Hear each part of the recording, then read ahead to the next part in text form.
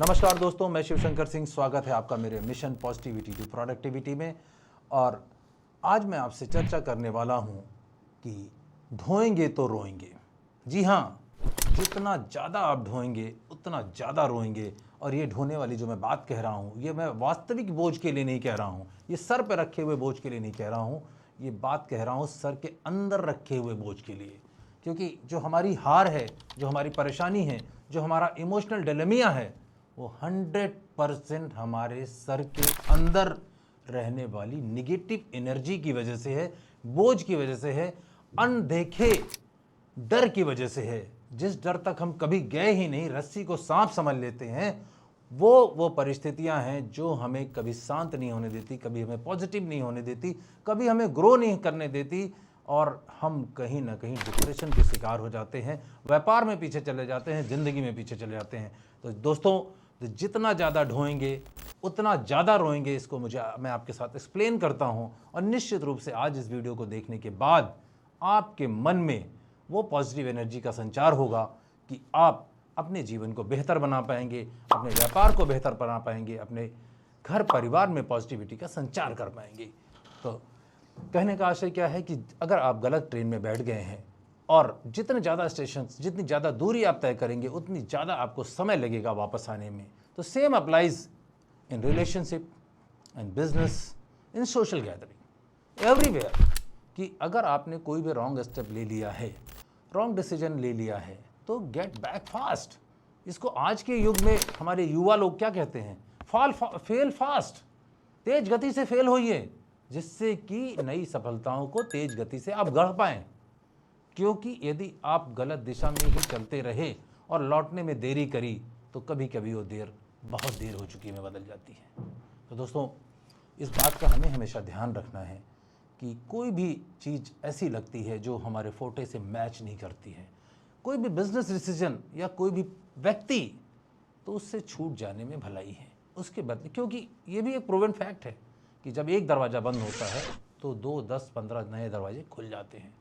जैसे कि मैंने अपने बिजनेस में किया, हमने यात्रा शुरू करी असेंबल डेस्कटॉप बिजनेस से डेस्कटॉप, लैपटॉप, देन ऑनलाइन का ज़माना आ गया, फिर सर्विलांस बिजनेस आ गया। तो हमने ये कंटिन्यूसली बदलते रहे, जिस बदलाव का नतीजा है आज आपके सामने एक नेशनल ब्रांड सिक्योरनेट, जो कि सर्विलांस इंडस्ट्री में और आईटी इंडस्ट्री में आपको बहुत सारी नई हॉरिजन, नए प्रोडक्ट्स और आपकी सिक्योरिटी को सुनिश्चित करता है। साथ ही व्यक्तिगत जीवन में भी बहुत सारी चीज़ों को हमने अंगीकार किया और अपने आप को इम्प्रूव किया। तो दोस्तों, हुआ ये कि कुछ भी पकड़ के नहीं बैठे कि ऑनलाइन आ गया तो अब बिज़नेस कैसे हो गया, या आज के हमारे युवा व्यापारी बहुत परेशान है कि ब्लिंकिट, जोमेटो जैसे 10 मिनट्स ऐप आ गए हैं जो सामान पहुंचा दे रहे हैं। Still there is a hope, there is a opportunity for all of us. क्योंकि टेक्नोलॉजी केवल ब्लिंकिट या अमेजन के लिए नहीं है, वो टेक्नोलॉजी हमारे लिए भी है। कहने का आशय ये है कि पुराने ढर्रे को छोड़ना है। पुरानी चीज़ें जो तकलीफ़ दे रही हैं, जो लग रहा है कि फेल कर सकती हैं, तो फेल हो जाइए ना। प्रॉब्लम क्या है? अरे फेल होंगे, क्योंकि असफलता ही सफलता के नए द्वार खोलती है। दोस्तों, इस वीडियो के माध्यम से मैं यही कहना चाहता हूँ कि जब भी आपको लगे, और change is a continuous process, change is a continuous process, सब कुछ बदल रहा है, हर घड़ी चीज़ें बदल रही हैं, तो हमें भी अपने आप को इस बदलाव का हिस्सा बनाए रखना चाहिए।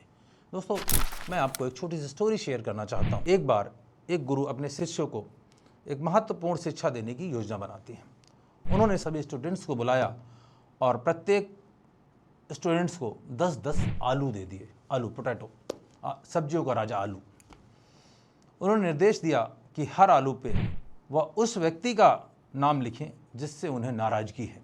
तो दोस्तों, गुरुजी ने कहा कि आप आलू पर हर उस व्यक्ति का नाम लिखें जिनसे आपको प्रॉब्लम है, या आप उनको मारना चाहते हैं, उनका नाराज़गी व्यक्त करना चाहते हैं, उनसे घृणा करते हैं।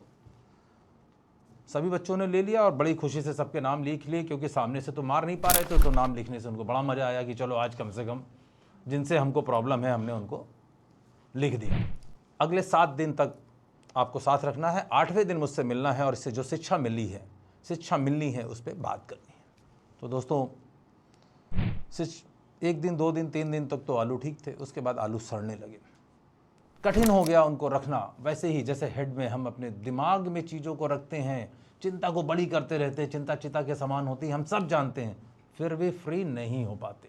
तो वैसे ही उन आलूओं की बदबू धीरे धीरे सड़ते हुए 7 दिन में आलू की क्या हालत होती है आपको पता है।